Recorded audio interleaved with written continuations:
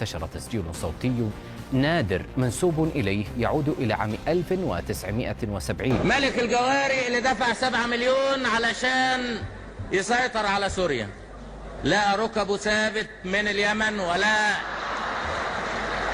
ان الخرطة واقعة، وان هو جاي الدور عليه.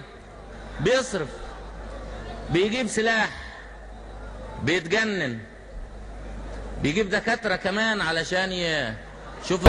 ما هو سعود اتكلمنا عليه قبل كده وعارفين حكايته كلها من اولها لاخرها. و يعني والضرب في الميت حرام.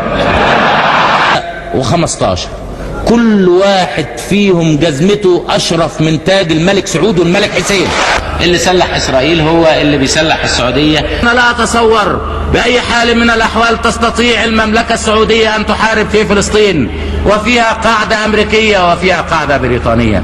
تستطيع السعوديه اولا ان تتحرر من القاعده الامريكيه وتتحرر من القاعده البريطانيه، ثم بعد هذا تتجه الى تحرير فلسطين.